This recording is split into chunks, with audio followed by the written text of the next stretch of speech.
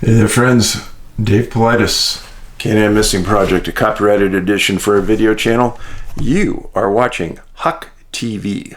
Yes, Huck, the producer, is a very pushy chick that demands excellence, and she's right now eating her 5-course meal in the next room. Otherwise she'd be here. But I am Dave Paulides, and welcome to an edition of Missing People. And over my shoulder, that's our latest documentary that's going to be released. Premiere party, November 12th in Tempe, Arizona. And you can go to the link right below the first comment on this video, and you can find the information about how to sign up for that and go to the premiere, and it's going to be a big deal. I've got some people attending this thing that you're going to want to talk to, and there's going to be time to talk to them. Everyone is going to be approachable, and we're going to do some interviews with some people that are in the movie that are pretty astounding. And I don't brag about things unless I know I can commit to it. And I'm going to tell you straight up front, I'm going to commit big on this movie. It is nothing that you have seen before in the UFO world. Like, you see a lot of things rehashed and people want to prove a point again and again. No, not here. It's going to be entirely different. And it's been a long time in coming. It's absolutely worn me out like I can't even explain. But yeah. So today, this morning, I'm going to talk to you about 3 very unique cases. One's from British Columbia, one's from Colorado, and one is from New Jersey. And they are very, very different. So, let's get to some interesting letters. Hey Dave, maybe one reason that certain types of people go missing, children, geniuses, disabled people, etc., is because they have a different mental perception than the average person. That maybe intersects with other realms which are the domain of some other people or beings. Because other intelligent life, even if it is earthbound, is bound to have a different perception of reality than humans, and maybe their perceptions sort of, in some way, create a reality that is not usually on the same frequency as ours, but sometimes intersects our reality. I'm saying it could all be mental, and when someone sees or senses something from another realm, maybe they are captivated by it and run into it and get trapped there, or they just fade into this other place without even trying to run towards something. Just because for a moment their thought pattern or brainwaves changed in a way that matched the other place, like tuning into a particular radio channel by accident.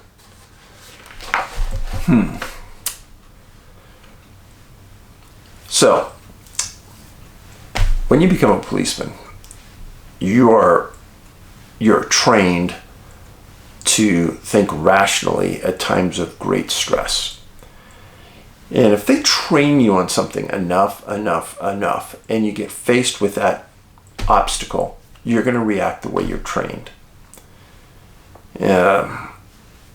Best example I can think of is entries on search warrants when I was on the SWAT team. We practiced that so much because it is such a dangerous thing to do. And because the SWAT team did all dangerous entries for search warrants, you executed exactly the way every time. And you were trained to do something specifically every time.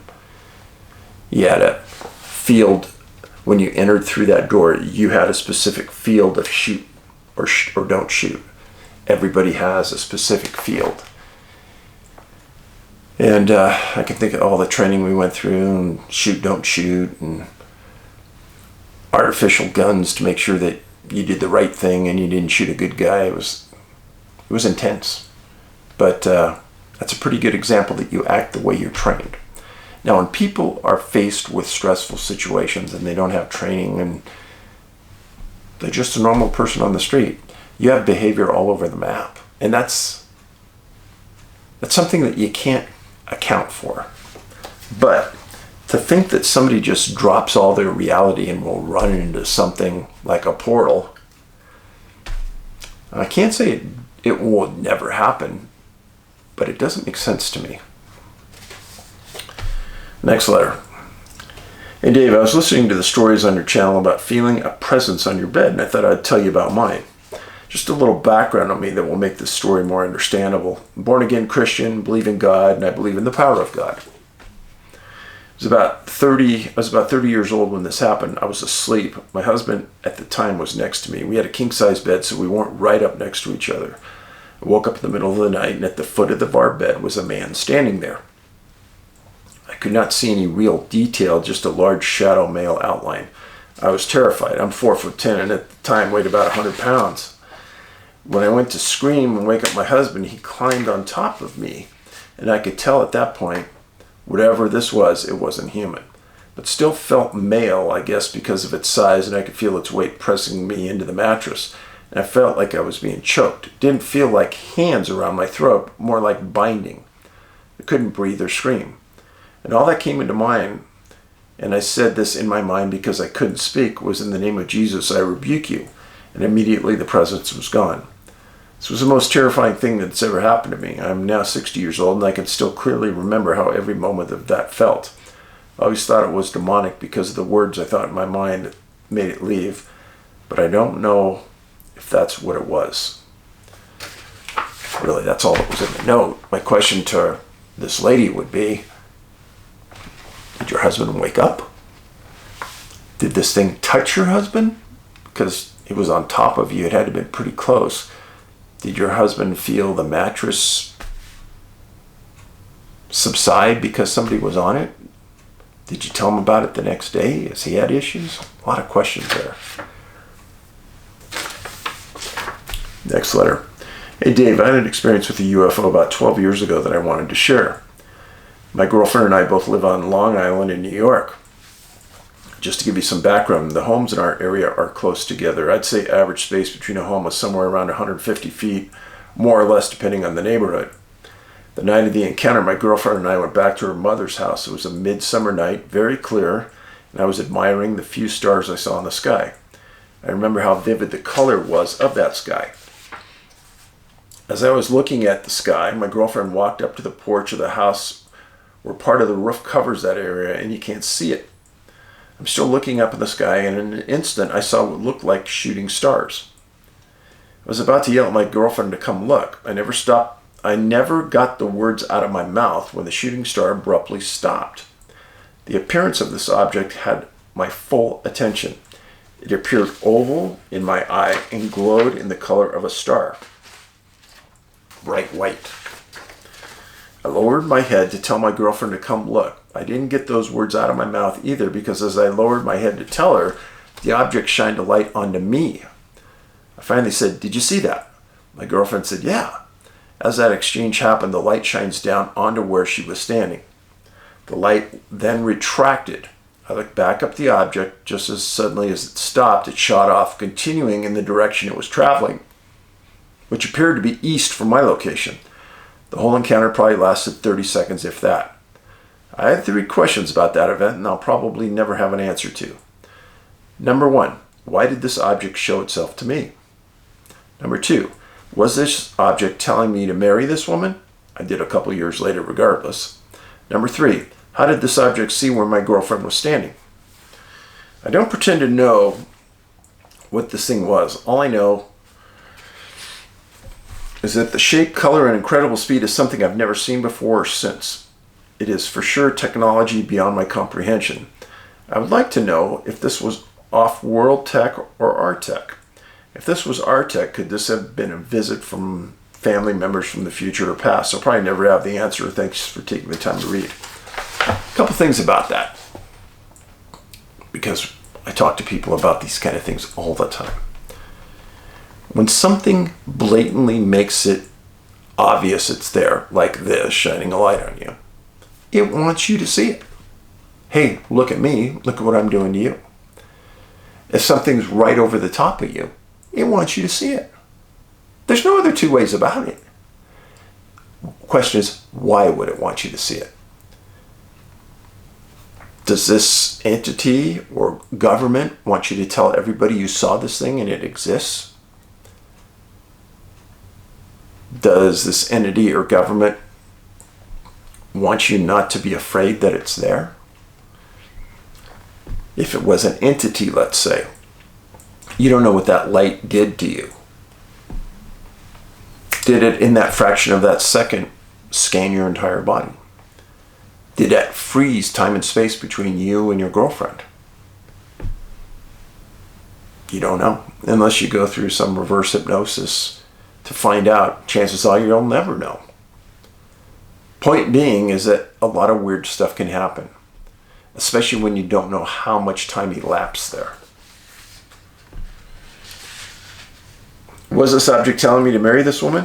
Well, unless it told you, I guess not. How did this object see where my girlfriend was standing? It's not real hard. I mean, there's probably technology now that can see through buildings, see around buildings, etc. Next letter. Hey, Dave. Good morning. A while ago, you requested stories about lights seen in the early evening sky. Well, last night I experienced this phenomenon while standing at a fire with my two daughters. We were enjoying a fire like we do often this time of the year when shortly after nightfall, around 8:30, a bright light white just appeared in the northeast sky. Since our fire pit is situated in that direction, I find myself always staring up at that part of the sky. Stop for a second. Now, don't you think that these entities could be smart enough that, well, they're facing that way, so if we want them to see them, we got to be in the sky over here? Maybe it was purposeful that they saw it.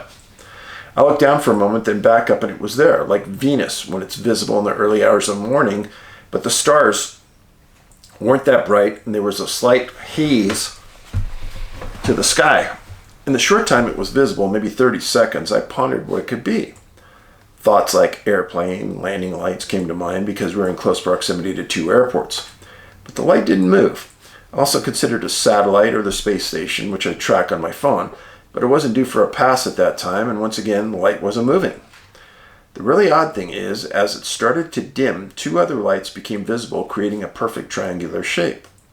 Once they were all about the same brightness level, they continued to all fade together at same rate, until nothing was visible.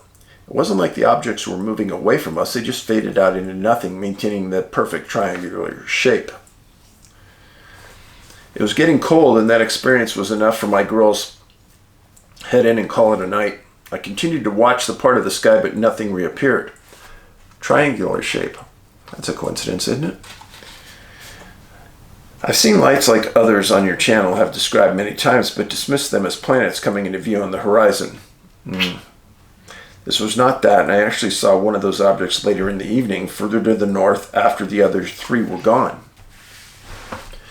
I'm not one to jump to conclusions without first logically trying to come up with an explanation, but I also like to keep an open mind to this sort of thing because it interests me. That's why I started following your material and appreciate how you present things in a factual manner. I felt this was worth sharing. Thank you for everything you do. Well, thank you for that letter. I appreciate it. Next one.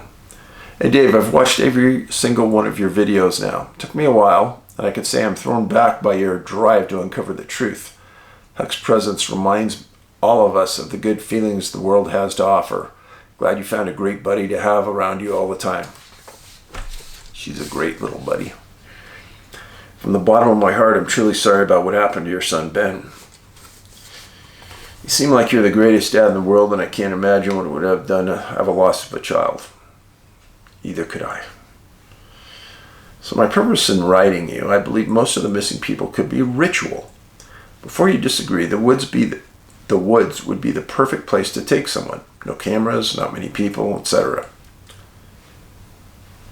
Well, that's partially not true.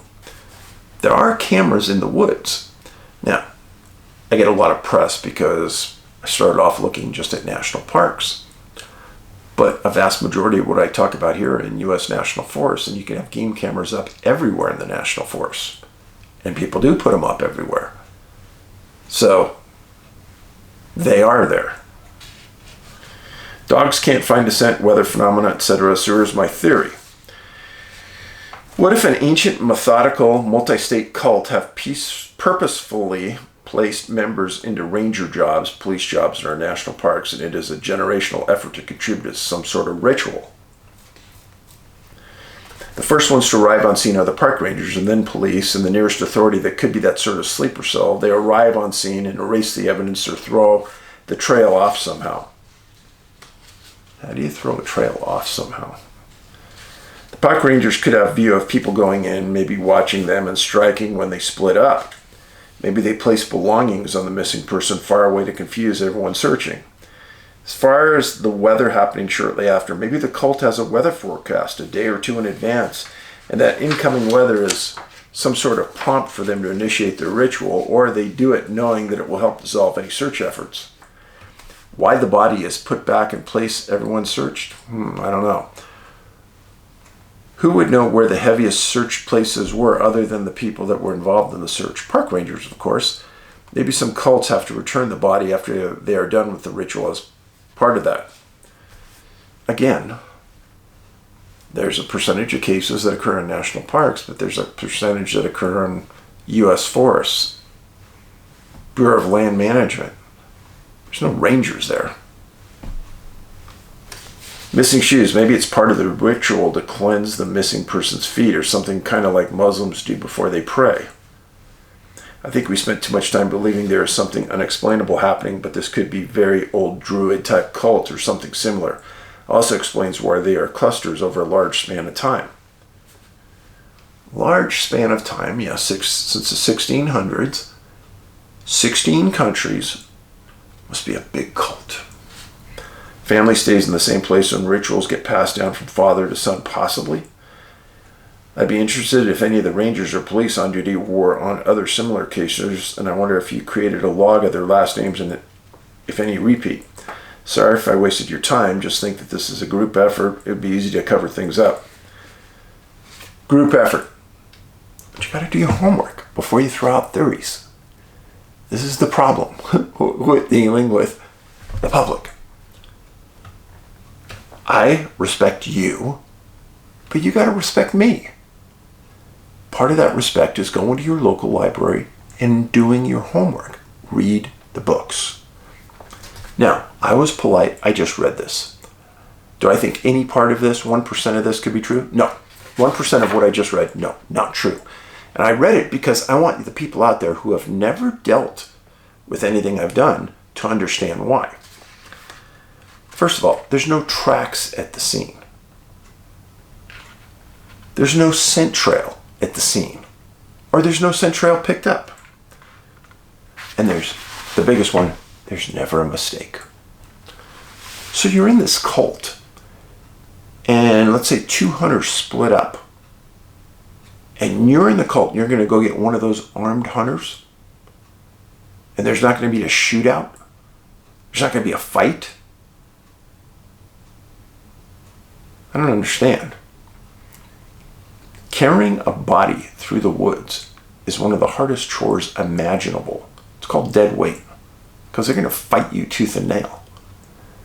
And then the biggest thing, this cult, if you, like you claim, maybe it's existed for hundreds of years over 16 countries. But they're humans, these cults that you claim. Don't you think that since they're humans, they could make a mistake? Let's say I'm the person walking through the woods of a national park, and one of these cult, or 2 or 3 or 4 of these cult members surround me, and they say, okay, we're going to take you to our leader because we're going to torture you. Or they just say, you've got to come with me. Friends, there's going to be 4 cult dead members right there on the spot. I'm not going with anybody in the woods anywhere. And I'm going to pull my gun and I'm going to kill them. Period. Now, it's never happened. And I know tens of, probably hundreds of thousands or millions of people in the woods that carry guns.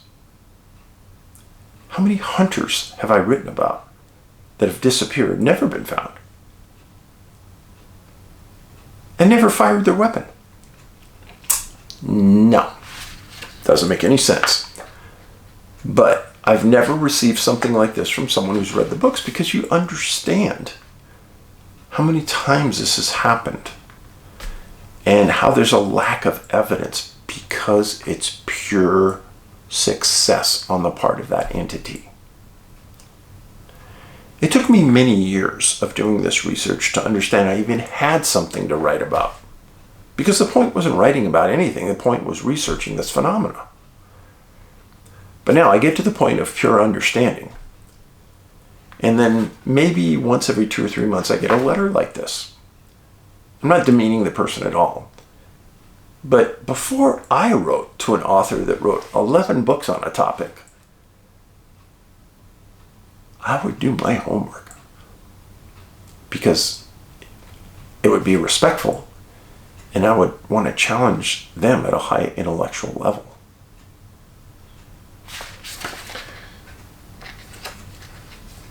So, I do appreciate the letter. It's an educational moment for the whole village. Thank you. Next letter.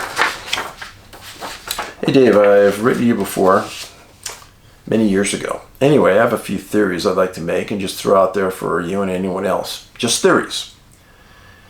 As I stated to you years ago, I have ties to Native American cultures, reservations, and their insights to tribal experiences and their ancestry stories of encounters. I was married to a very popular and well-known tribal leader to many governments and celebrities. Her and I are good friends today and still chat all the time. Our son is a number one priority to both of us, as it should be. Through our marriage, we have a very spiritual and gifted son. He's had several encounters, which I wish not to expose here, but it's truly a gift from God. I have been accepted, and I still have ties and lots of stories about Sasquatch encounters and sightings, etc. Their reservation is quite huge and is one of the hot zones in Washington State of these encounters. Anyway, I want to throw these theories out to you and the viewers. Yosemite, weird experiences, sightings, disappearances. Some people, and including park rangers, sightings of creatures like types. How about a spiritual sighting of the Ahwahnee tribal members' spirits because they were the first to inhabit Yosemite before John Muir and anyone else? Are they using their war gala outfits to scare people away? Again, they were forced out of their lands by the settlers and our government. This is just a thought or idea about the weird and strange sightings. Werewolves, bear-like outfitted, seen floating through the air, strange sounds. This war gala was something they wore for war. This is just a thought and to acknowledge I've gained being connected with the tribal people. I've gotten to know and understand their beliefs through my marriage and ex-grandparents, mother, and of course son, who was truly connected and blessed. Have you ever heard about the stick men or stick people stories? Something that has been in the stories for hundreds of years. I've heard of them, yes. Another case that really intrigues me greatly is one involving a doctor in Alaska.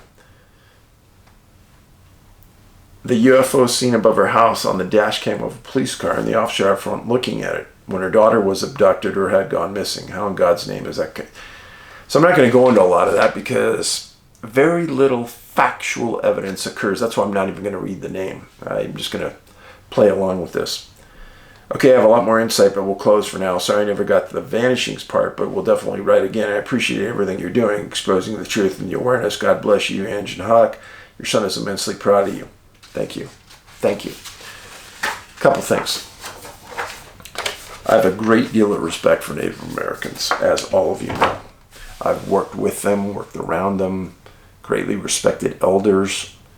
I think their stories are hugely important, and I will not dismiss almost anything they say if it comes from someone credible and is vouched for by somebody I know. Absolutely. I don't think that any of these stories are people in their attire, war gala. No. Because most of the time, when people see these supernatural things that are happening, they disappear. Smoke all of a sudden envelops an area. They smell strange things, etc., etc., etc. So, I'm just not discounting it altogether, but I'm saying I have not ever put those two thoughts together, for what it's worth. Now, triangle UFO. Some people have talked about it tonight. If you've ever seen one, I'm interested. Tell me where. And when you send me a letter about an incident, tell me where you're at. A large percentages of the letters that I read say exactly where they're at. If you're not going to tell me where you're at, I'm not reading the letter. It helps having geographical understanding where this incident occurs, whatever it is. So, humor me. Put down where it's happening and a date that it happens. Take the time, put punctuation in your letter. And I usually read just about all of them. And depending on what I'm interested in at the time is what'll come about. Now, first case, British Columbia. And in an area not far from where I live in northern Montana, just north of the Canadian-US border in British Columbia, this happened. Man's name was Walter Schoenberger, 64 years old. Went missing June 10th, 1947, in a place called Creston, British Columbia. His residence was about 35 feet from the Goat River. He was a rancher, raised chickens, very proud of his property, lived alone, was described as an outdoorsman, quiet, reliable, very humble. Well, a neighbor named John Joy noticed that for a couple of days he didn't see Walter around, didn't see anyone come and visit. So he called the provincial police, and the policeman came and knocked on Walter's door. Now let me stop there. Explain where this is happening at. So the ranch where he had was up here, Goat River Road. And down in here is Creston, BC. Down in this area is the Canadian border. This is very lush, very thick area. This is the Kootenay River. And place is beautiful. This is Arrow Mountain, so you can get a perspective on it. So, police get there. Chickens hadn't been fed in a couple days. Ranch seemed to be in order. All the doors and windows to his house, his cabin, were locked. Police look in the window, don't see anything. So a couple other policemen, they go and they check the local travel agents to see if anyone's traveled in or out of town by rail, plane, whatever. Nothing. They come back and they want to make sure that Walter's not, unconscious inside his cabin. Well, the door's locked. And they look through the window and the door's locked from the inside. So after a couple hours, they figure that they might be able to get the window to the cabin open. And they do without breaking it. And they go in and they find everything inside that you would find that belonged to a man at 64 years old. Nothing was out of place. The door was locked from the inside. Well, what they did was they went to the town doctor, a Dr. Murray, and they wanted to get Walter's medical condition so they could understand, did he hike into the mountains and die, or what was the story behind him? The doctor said that he was severely crippled. There was no way, because they said, well, maybe he went out the window trying to keep the door locked from the inside. They said, no, there's no way he could have gotten and maneuvered himself through that window because he was so crippled. Well, that's suspicious, right? You with me? Well, police are mystified now. Why not just exit out the front door? Because one of the theories that was promoted in town is that Walter went down to the river 35 feet from his front door, slipped in, fell, got washed away, and you'll never find him. But the policeman reminded everybody in town, great theory. Well, why would he lock the door from the inside? And how did he get out of his cabin? That shut a lot of people up. So the police searched the area around the cabin, around the property. No fresh tracks leaving the cabin or his property. All of his personal possessions were in the cabin. So he's never found. So, water right out his front door. He's German. There's no tracks. And he's severely disabled. Almost seems like an X-Files case, doesn't it? When I read this one, I read it 3 times before I could really accept how strange it was. So if Walter wasn't crippled, then a lot of people would say, well, he just went out the window and nailed it shut. But when the doctor says he's too crippled to go out the window, what are you left with? Not a lot. But he is German. Now, he didn't have any cows, but he had chickens. Could that mean something? It is something to us that a lot of people who disappear have a severe disability. Now, it never stated what Walter's disability was, just that it was severe. I can't say that I've ever had a case quite like that before, but it does fit. Walter Schoenberger, German, 64 years old. All right. Next case. Now we go from very rural British Columbia to very urban New Jersey. This case is fairly current. January 11th, 2014. David Byrd, 55 years old, from Long Hill, New Jersey. January 11th, he's in his house with his wife, and they're taking down holiday decorations. We've all done this. He was also recovering from stomach illness, like the flu. And towards the end of taking down the decorations, he told his wife that he felt like he needed to exercise. So he completed the cleanup and he took a walk. Point of separation. Well, a rainstorm was imminent and he knew it, so he put on a red raincoat and left out the front door. And he routinely hiked along a nearby river, the Passaic River. Now, David was raised a local here. He was raised in Lawrenceville, New Jersey. He was a graduate of Rider University, met his wife in 1989, and he was a very famous writer for the Wall Street Journal. Many people claimed he was the tops in the field. He was known to travel the world. As an example, he got hepatitis in Beirut, and on December 19th, 2004, he had a liver transplant. Key point.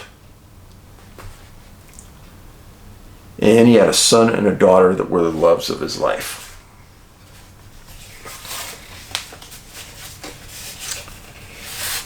So,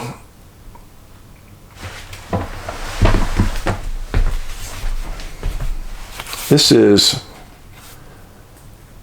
the residence of David Byrd. It was on King George Road in Long Hill. And this is the Passaic River, about 1.5 miles from where his residence is. Here's New York City.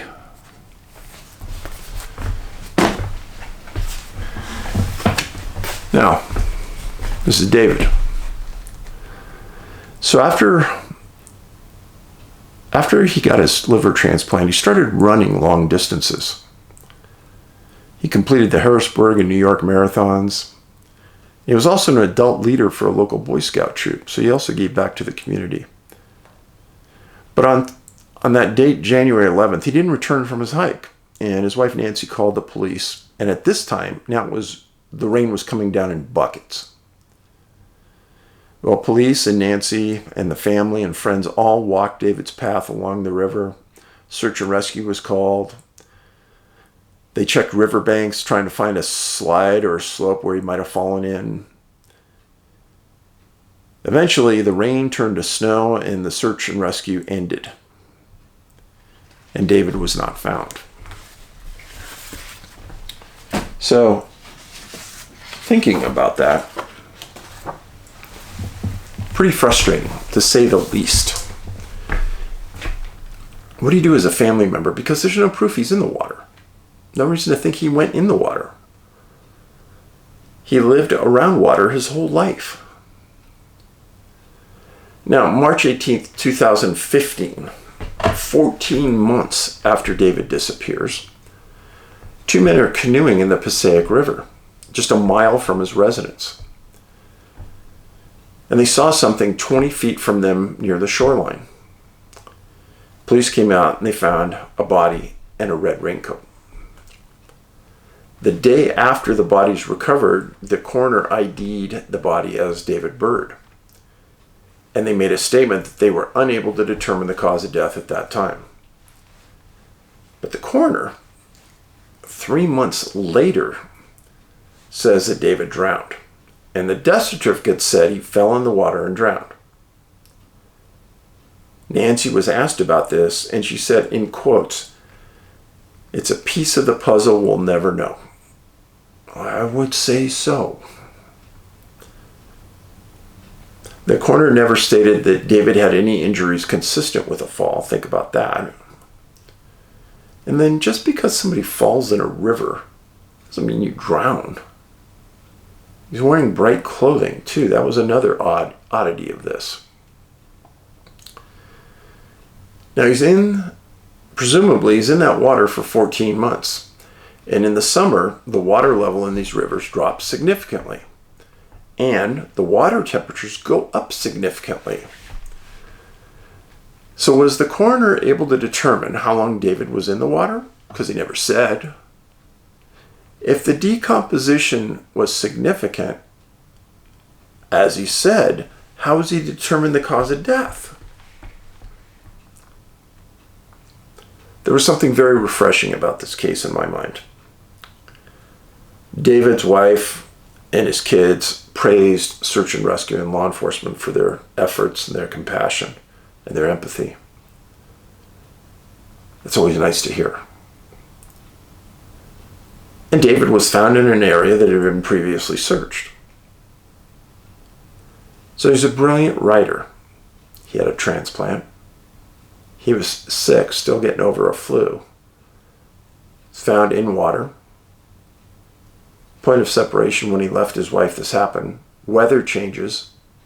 And like I said earlier, he's found in a location that was previously searched. Now, in Missing 411, a sobering coincidence, I wrote about, I think, 150 stories in there about people who died in these exact conditions. There's no reason for them to be near the water.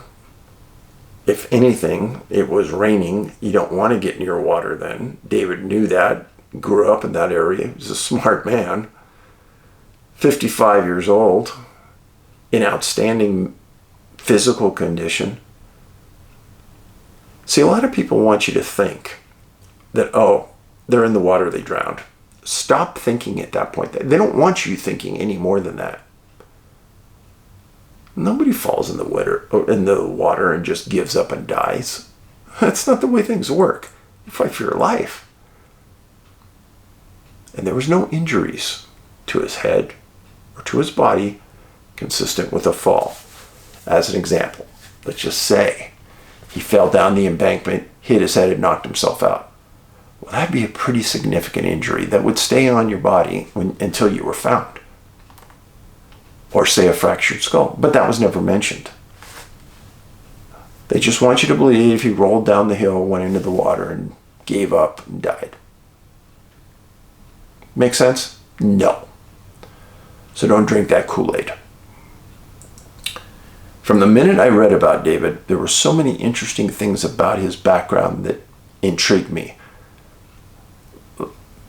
To be in his position for the Wall Street Journal, you've got to be at the top of your game. You got to be a brilliant writer. And then he had that transplant. And then he was ill. I could go on, but... So one thing I did do is I did a little run-up on this area of New Jersey where David disappeared. And in the UFO Reporting Center, there was a report from May 19th, 2021 at 12:25 midday.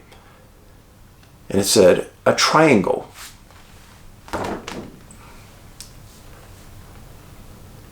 Said, I'm no stranger to flying, but yesterday was very interesting and unusual. Attached is a drawing of what I saw, and essentially was that over my shoulder. This was in New Providence, very close. Oh, I'm sorry, no. This was in Chatham, New Jersey, very close to where David disappeared. So, does this happen? Well, when I looked over the New Jersey sightings for MUFON and for National UFO Reporting Center, there's hundreds of UFO sightings within 20 miles of where David disappeared. Hundreds. Take it to the bank. So, weird. Okay, the next case. Very, very recent. Involves a man named David Lund, 29 years old, missing October 1st of this year, 2022, at 7 a.m. He lived in Durango, Colorado. He was a marathon runner too. Gee, isn't this coincidence? He was described as incredibly fit. He ran his first marathon in the 8th grade. He ran 2 marathons since January. Now, if I forgot to tell you, David Byrd ran marathons, and he ran the New York Marathon and several others prior to his disappearance. So David Lund and David Byrd, oh, isn't that weird? 2 Davids. David Lund, he worked at a cattle ranch just outside of Durango called the James Ranch. He was from Cooperstown, North Dakota. He was a person who knew the cold, wasn't afraid of cold weather. He was going to run what's called the La Plata Enchilada. Yeah, that's what it's called. And what it is, it's a 20 to 40 mile loop around a series of mountains just north of Durango. And it's meant for rugged cross-country runners.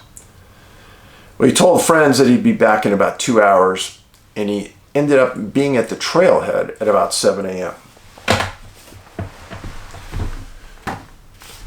Now, this is David. So, David goes, he's going to be back later that day. He doesn't come back. That night, his girlfriend sees that he hasn't moved the cattle from their position, which is something that he did every day. And she knew he would never, ever not do this. He was extremely fastidious. He was also very religious. And he didn't spout it, he lived it. Well, the girlfriend calls David's parents in North Dakota. The parents call the La Plata sheriff. And early the next morning on October 2nd, the sheriff goes out to where David went and finds his car parked at the trailhead. And the search and rescue starts on October 2nd with ATV, ground pounders, and canines. So David was expected to be back by 10:30 or 11 that morning. Well, they went back and checked, and they found out that it was raining heavily at 10:30 in the morning. And he had to have been out there on the trail because he never made it back to the car. Well, search and rescue several times had to be pulled off those mountains because of snow and rain. The parents flew in, were around the trailhead, and the searchers. Cars found exactly where it should have been. And David's dad made a comment that inside the car was all the food that David had eaten before he took off. And his dad said he was well nourished. He did the right thing before he took off for a long run. Dave was also a manager of the Durango Running Club. And they came out, they searched for 5 days, and they also found nothing. Now, this is interesting to me in my methodical way of thinking.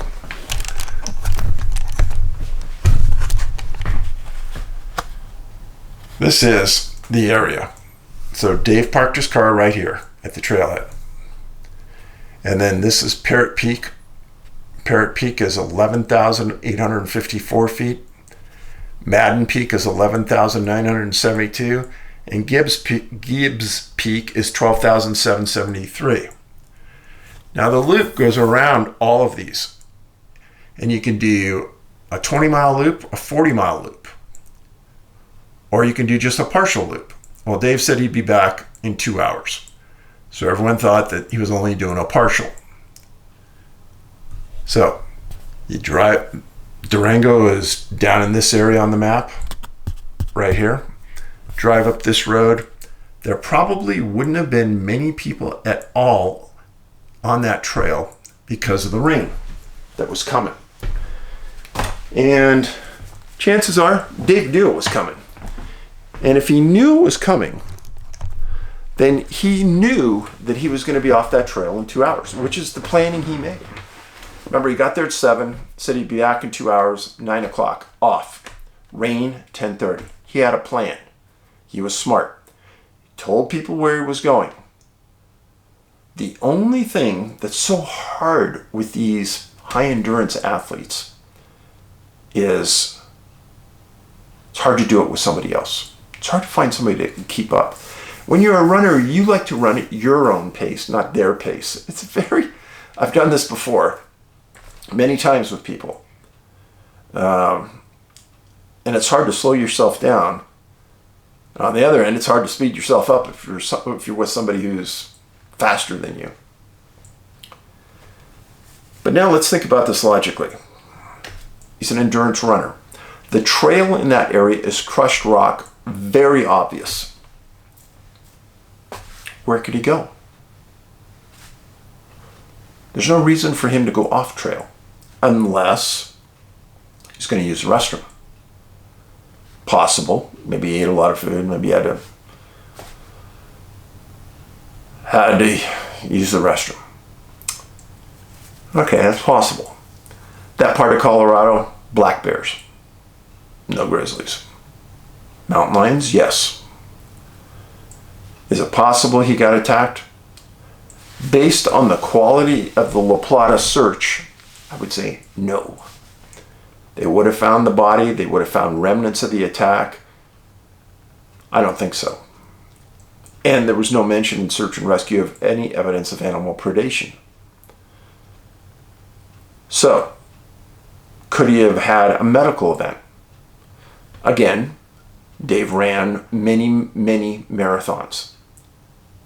He was training for another marathon. So being in that area at that time, if it probably would have been anybody else other than Dave Lund, I would have said, yeah, maybe that cold weather could have taken him down. But remember, he's from North Dakota. The guy knows cold weather. And the rain didn't hit till 10:30. So in my mind, something happened on that trail between 7 and 9. Probably more like that 8 o'clock time frame. I'm search and rescue. I'm going to get a trail runner. I'm going to run for 1 hour. And that's the point where I'm going to stop. And we're going to search back all of that area. This isn't going to be your standard 1 to 2 mile radius. Look, no. This isn't your standard search. This is much different. But I'm also not going to go very far off that trail. I'm going to go just far enough so you would get privacy, so if somebody came down the trail, they wouldn't see you go into the bathroom. Any further off trail than that? No sense at all to be searching out there. Have other people I've written about been found far off trail? Absolutely. In fact, so Durango's in southern Colorado. There's a case that I've done right here on videos named Joe Keller. Joe Keller was running with another individual on a dirt road. And his partner said he turned around, Joe was there, he was getting a little tired, but he was right behind me and we only had a little bit to go. Another mile and a half later, I turned around, Joe's gone.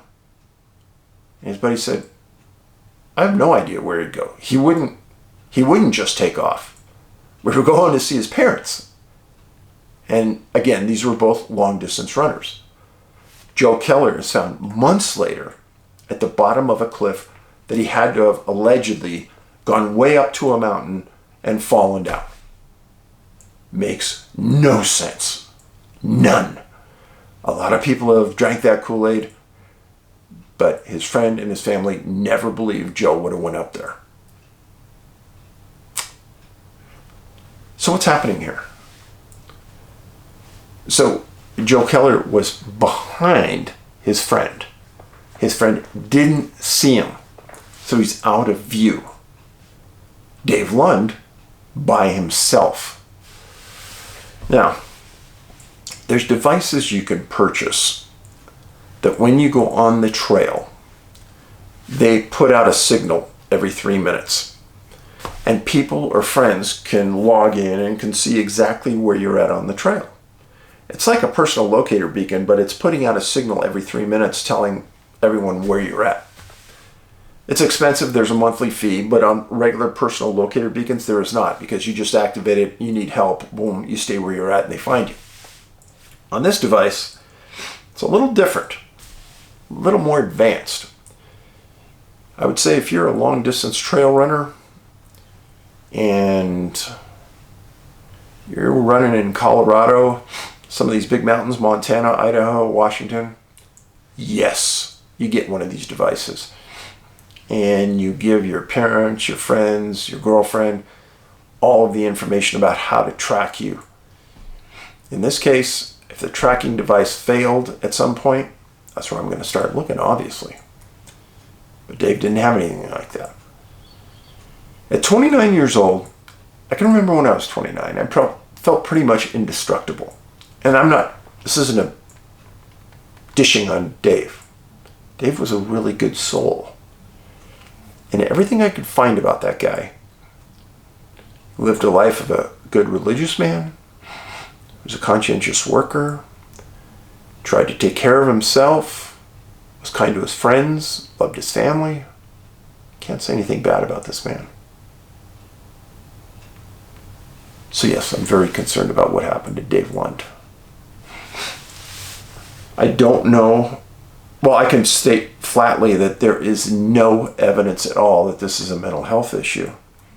He was happy, he liked his job, took his job seriously, and even his girlfriend said he's one of the last people on earth she would ever think that would not show up to move the cattle. So you have Dave Lund, who disappears on a trail outside of Durango, Colorado. We've got a man named Walter Schoenberger, 64 years old, Creston, British Columbia, who disappears from the inside of a locked cabin. Explain that one, folks. I've never heard that story before, but now all the other channels are going to copy me and put it on there. And then you have David Byrd. David, one of those cases where a brilliant man that has a transplanted liver, is sick, disappears, and is found in a body of water 14 months after he disappears in an area that was previously searched. Too coincidental, folks. Way too coincidental. So I thank you for being here. I'm blessed that I have you, the audience, supporting me. I think about it all the time. Big shoes to fill. And in my effort to do that, I always want to make sure that I'm treating you fairly and honestly and squarely. And there's so many cases out there. I hope the ones in North Dakota know that their son's life meant something to me. And if I can get anybody out there in that Durango area to get back into that forested area and keep searching for Dave, his parents would like to find him. And I think Search and Rescue would like to find him. and it may not be now until spring. Last thing. I know some people get tired of this, but lately I've read some letters about what people have said about going out and doing nice things for people. It doesn't cost anything to do something nice. Maybe a couple minutes of your life. But it resonates with others. And maybe they'll do something nice for somebody else. And it'll be like a deck of cards. One falls and they all fall. And then it'll start to be contagious. It doesn't have to be anything big. Maybe you see somebody on the side of the road, an older person that needs help changing a tire. I know a lot of us would just drive by and think, oh, well, you know, I have clean clothes on, but maybe someone's coming out of a store and their bag breaks and groceries fall all over the ground. Maybe a helping hand would be nice.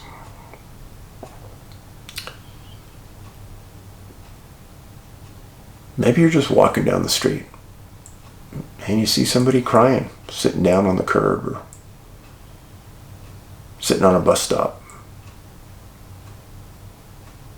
Say, hey, sun's going to come up tomorrow. I hope your day gets better because I care. That's why I said this. So, movie premiere's coming. I promise you, it will shake up the world. And I'm honored that you're here. I hope Ben's on my shoulder watching too. I'm trying for you, buddy. Thank you for being here, friends. Paulides out.